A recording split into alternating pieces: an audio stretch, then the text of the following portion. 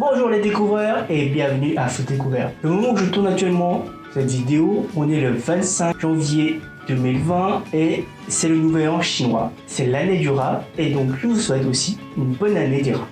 Aujourd'hui j'avais deux choix, soit vous faire un plat traditionnel qu'on mange pendant le nouvel an qui est le tteokguk. C'est une soupe au bœuf avec des mandous et des galettes de riz. Même si c'est pas trop mon truc, donc j'ai décidé de vous faire découvrir le dak galbi. Qu'est-ce que le dak galbi? C'est du poulet piment qu'on va manger sur une grillade, ou limite un ragoût grillade. Pour commencer, il y a une petite étape qui est extrêmement longue, c'est l'étape de la fabrication de la sauce, ou plutôt de la marinade. Pour ce faire, il vous faudra 2 cuillères de miel, un quart de verre de sucre, donc ça peut être du blanc ou du sucre de marron, un quart de poudre de piment coréen, un quart de soja, un quart de mirin ou d'alcool de riz ou du saké, comme vous le voulez, un quart de ail haché, et il vous faudra aussi 2 cuillères, voire nous on va faire moins piquant, 1 cuillère à soupe de pâte de gochujang. La fabrication est extrêmement simple. Alors vous mettez le sucre, la poudre de piment, le soja, le mirin, l'ail haché, 2 cuillères à soupe de miel. Alors je vous conseille du miel d'acacia, c'est mieux. 1 cuillère à soupe de gochujang et vous allez mélanger. Alors vous n'êtes pas forcé d'attendre donc les 3 heures que je vais attendre pour la fermentation, vous pouvez l'utiliser tout de suite. Mais comme j'ai envie d'avoir un meilleur goût sur ma viande, je vais attendre ces 3 heures. Donc là, il vous faut juste mettre sous film plastique et attendre 3 heures en le laissant au frigo. Voilà, ça fait presque 2h30. Donc il reste à peu près 30 minutes pour que la sauce soit prête. Donc je vais vous montrer donc la préparation des ingrédients de base. Il vous faut pour cela du poulet. C'est des cuisses de poulet que j'ai désossées. Donc pour désosser, comme le mot indique, vous enlevez juste l'os. Il vous faut à peu près 100 g de choux, un oignon, 2 patates douces de cette taille-là, pas les trucs énormes.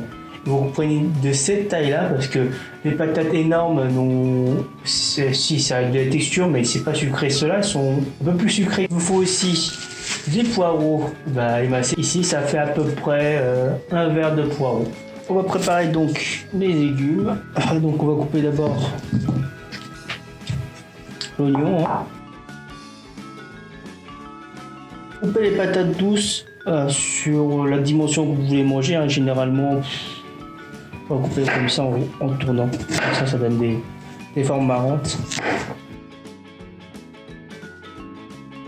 Blanc, vous coupez par rapport à la taille en gros morceaux. C'est pas la peine de faire des petits gros morceaux comme ça. Voilà.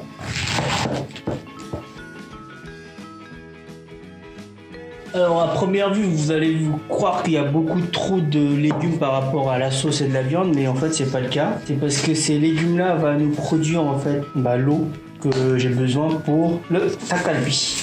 Là, on va passer donc à la préparation du poulet. Il faut garder la peau pour le dak galbi. Vous coupez donc en petits morceaux comme vous voulez manger. Donc vous faites ça pour le reste et ce sera bon.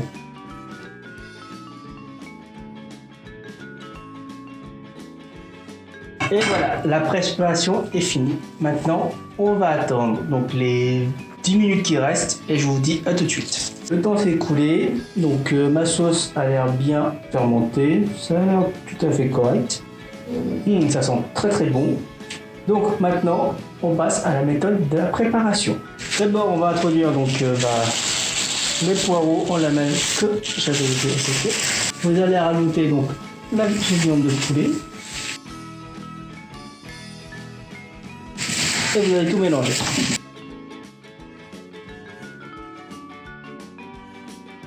À cette étape-là, vous allez rajouter un peu de poivre et un peu de sel.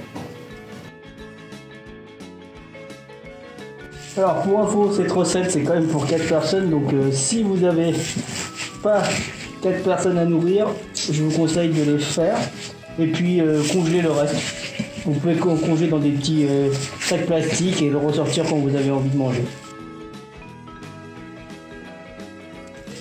Le mélange est fini, donc on va le laisser reposer encore une fois 5 à 10 minutes. Donc c'est bien fermenté et j'ai mis sur 3 packs différentes que je vais congeler tout de suite. Donc la préparation est extrêmement simple, hein. Vous allez verser tout le contenu dans une poêle et la cuisiner.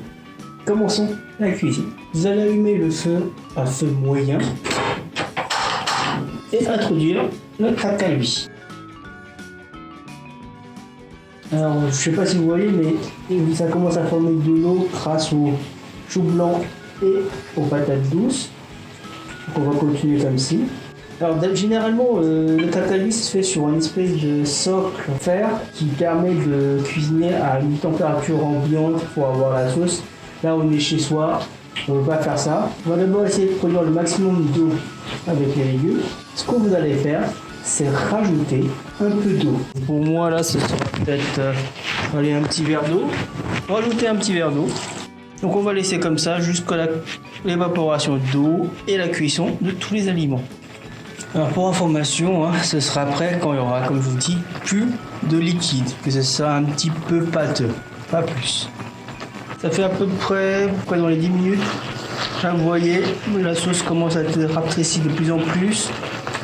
Vous voyez aussi que les patates douces commencent à être bien cuites.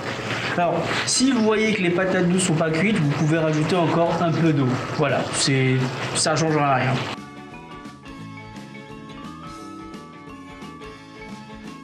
Voilà, c'est bon.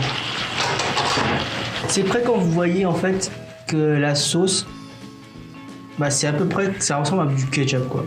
La cuisine est prête, passons à la dégustation. Voilà, donc le takalbi est prêt, on va passer à la dégustation comme j'avais dit.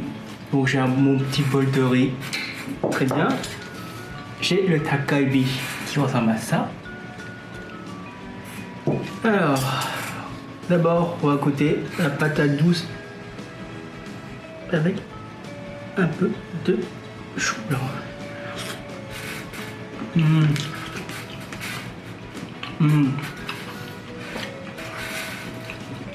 C'est ce goût là.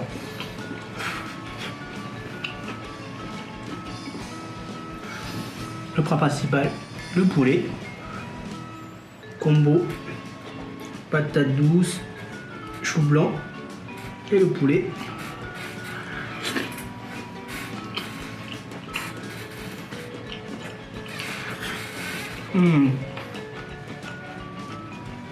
C'est un régal.